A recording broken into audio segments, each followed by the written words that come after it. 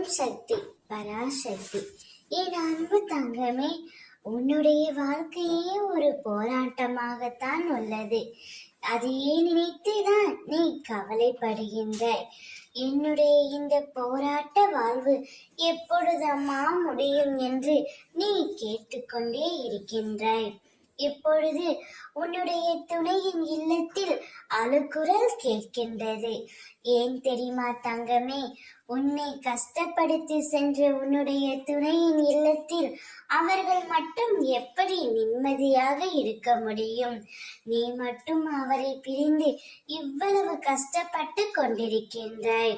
ஆனால் அவரோ மகிழ்ச்சியாக இருக்கிறார் என்று நீ நினைத்தாய் அல்லவா?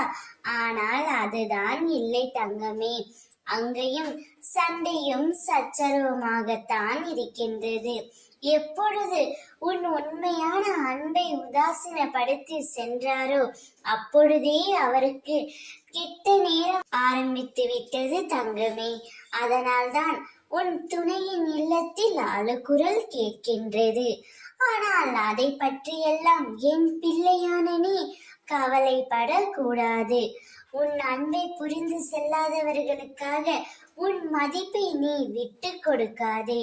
உன்னுடைய சுய மரியாதை அந்த இடத்தில் பொதிந்து போவதை உன்னால் உணர முடியவில்லையா தங்கமே? போனால் போகட்டும், விட்டுவிடு.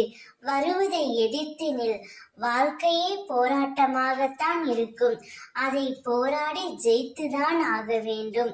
அப்பொழுதுதான் என் பிள்ளையான உனக்கு அழகு. எது வந்தாலும் அம்மா இருக்கின்றார் என்ற நம்பிக்கையில் இரு. நான் இருக்கின்றேன். ஓம் சக்தி.